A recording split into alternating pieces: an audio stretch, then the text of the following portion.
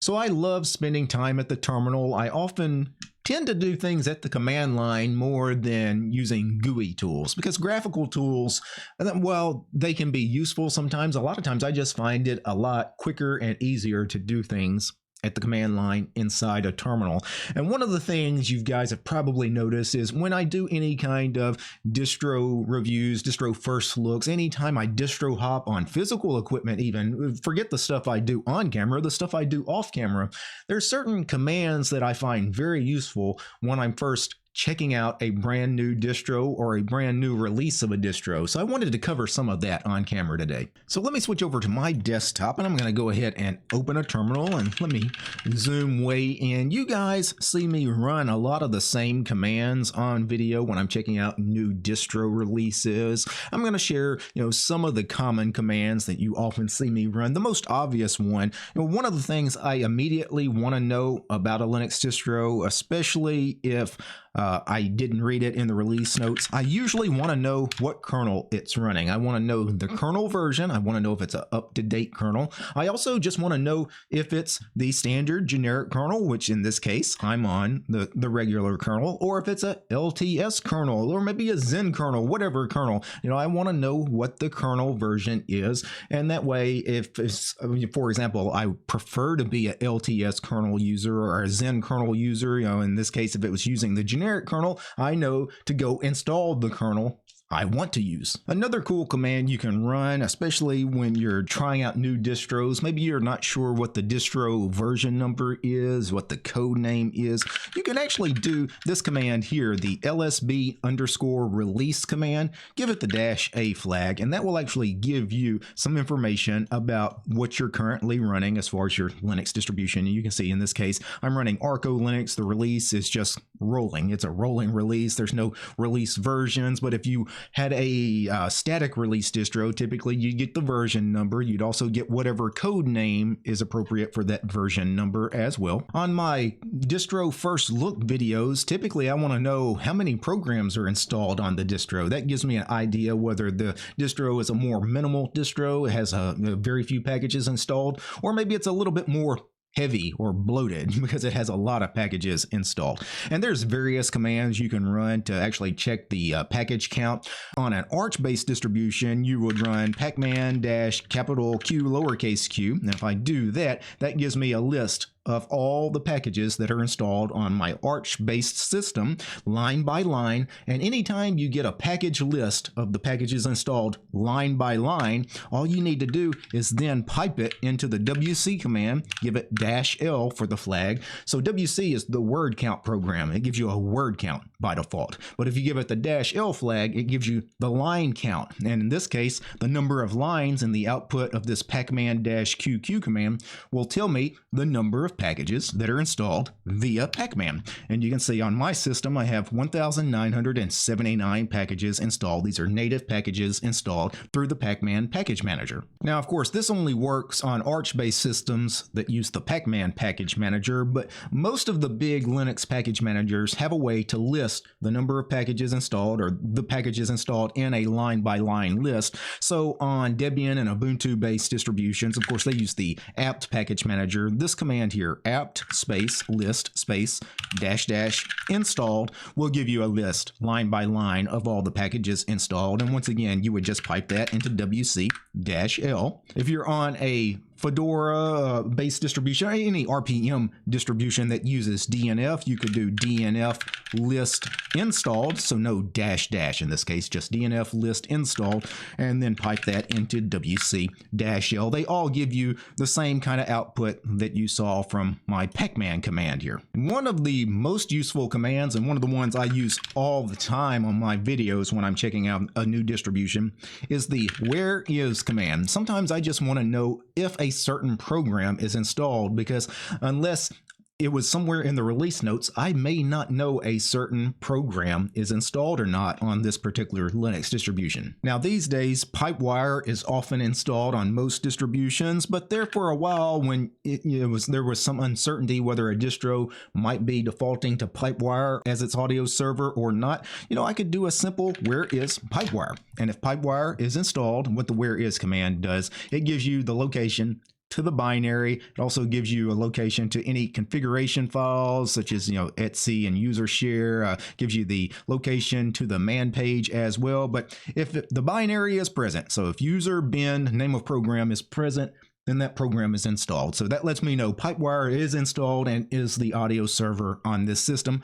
If it wasn't installed, I wouldn't get any output here. Some of the common things that I will often wear is on a new Linux distribution, not just on my videos, but when I install them on physical hardware. If I'm not sure, for example, do they install Flatpak out of the box? Where is Flatpak? User bin Flatpak is here, so Flatpak is installed on this system. Sometimes I will also check if snaps are available, especially if it's a Ubuntu-based distribution. So I'll do a where is snapd. You can see that snapd, I get user lib snapd and user share snapd here. So is snaps actually available on my system? If I do a snap list, nothing happens. So snaps are actually not here. There's some leftover information, some libraries here, but the snapd binary is not here. Of course, I could actually do a search with the pacman-qq command. Remember, it lists all the packages installed. Well, then I could search for the package. I could grep for snapd. Snapd is here, but those are where is commands I will often use. Where is Flatpak? Where is snapd? And then I will do a Flatpak list to see if Flatpaks are installed out of the box, and it will tell me exactly which ones are here. Flatpak list. You can see on my system, there's a few Flatpaks installed. There's also a few snaps installed on my system as well, but you can see the snap list command was not working for me. Probably just, I updated the system, probably haven't rebooted. I may need to actually reboot this machine soon. Some other things I will sometimes do. Sometimes I don't know if it's using Wayland or X11, especially if it's a system that has both Xorg and Wayland support. Well, an easy way to find this is do an echo and then $xdg_session_type, all caps. So xdg session type, that's an environment variable. And what this does is if you echo that, whatever it prints out, it's going to print out X11 or Wayland. And that will tell you whether your desktop environment or window manager is currently using X11 or Wayland. For example, these days, Plasma, KDE Plasma, most distros do default to using Wayland, but some don't. Some actually still use X11 out of the box, I guess for better support. So sometimes I'll just echo that command, right, that environment variable, just to see what they're defaulting to for their Plasma session, for example. Also, sometimes I want to know what the default user shell on the system is. Some distros, most distros will default to Bash, but a lot of distros install more exotic shells like ZSH or Fish or whatever, so I want to know what their default user shell is, so I will echo shell, all caps. And in my case, you can see my user shell is by default is /bin/fish. Now there's a few different ways you could actually get this shell information. An easy way is to just cat the /etc/passwd file. And then that gives you a list of all the users on the system. That's what this file contains. It's a list of all the users on the system. For example, the root user, the bin user, the daemon user, the mail user, yada, yada, yada. But anyway, go through the list and find your username. For example, my username, of course, is DT. Typically, your default home user, his ID will be 1000. And then you get the location to his home directory, /home/DT in my case, and his default shell, /bin/fish, again in my case. And if you didn't want to actually look for your username in that, you could just grep that information. I could grep, for example, DT, and to grep out that one line for that specific user that I was looking for. Now, there's a lot of environment variables on your system. It's not just shell, it's not just xdg session type. There's a lot of these things that you could echo out to get their value. And if you're unsure about all the environment variables, there's a command you could do, print env, print environment, and you can see these are the environment variables on my system here that have actually been set to something. For example, the browser environment variable defaults to Firefox. Even though I use Brave as my main browser, the default, I guess, browser will open as Firefox. Some of the other useful environment variables: editor, all caps. You can see I use Emacs client as my editor. You also have LC type, LC time, some of this stuff as far as your locale information. You typically don't want to play with those values, but if you're doing a command line installation of certain Linux distros like Arch or Gentoo or things like that, where you have to start really from the ground up and kind of make your Linux distribution, sometimes you may have to set some of those values on your own. Now, sometimes you will do an automatic installation of a Linux distribution. So maybe the distribution is Ubuntu, which has a very easy graphical installer that you hit OK 3 times and then you're done. Or all the Arch-based distributions that use the Calamares installer. Again, you hit OK 3 or 4 times and you're done in like 10 minutes.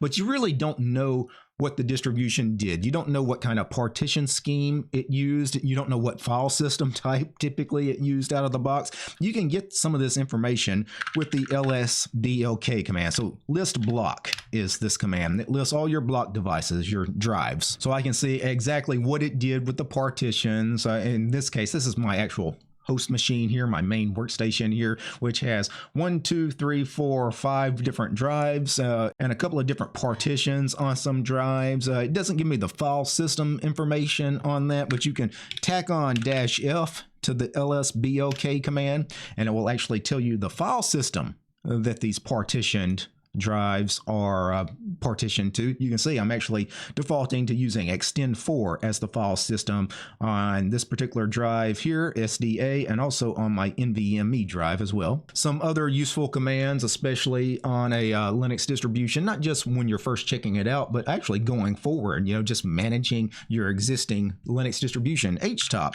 is one I will use to see, what processes are running, to see which processes are sucking up a lot of CPU or memory, especially if something seems a little weird on the computer. I can go find the process that's taking up all that RAM, for example, and then kill it inside HTOP. If HTOP is installed, if HTOP's not installed, I would just install HTOP. But if you don't have HTOP installed, you could use the regular top command as well. You could also use the PS command for listing your processes. You could do something like PS and then give it these options, AUX.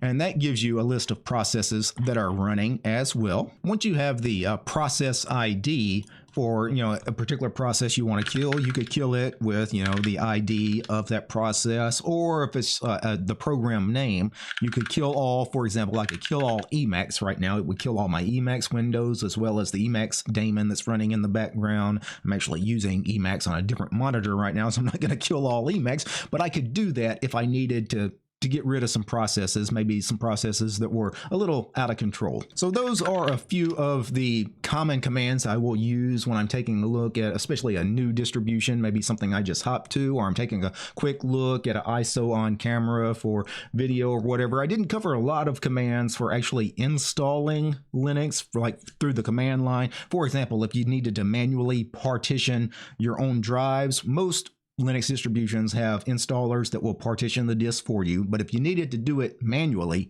you would use either the fdisk program or maybe the cfdisk program. Now, I have actually done videos about both of these programs in the past. Go check those videos because they're a little bit more detailed for me to cover right here. They deserve their own videos, and again, I've done videos on fdisk and cfdisk in the past. And beyond that, things like the chroot command and setting locale and time zone information and things like that. That's a little bit more deep. Most of those commands I shouldn't really have to cover on a video like this. Those are for people trying to install distributions like Arch Linux or Gentoo, anything that requires a command line installation. And typically those kinds of distributions come with a wiki. They come with a very easy to follow and easy to read installation guide, and they give you line by line the commands to enter at the terminal. So, a lot of that stuff, for new users may seem difficult, but I promise you it's not. These commands, once you get used to them, they're actually rather easy to remember and to reuse over and over again. And it gets to the point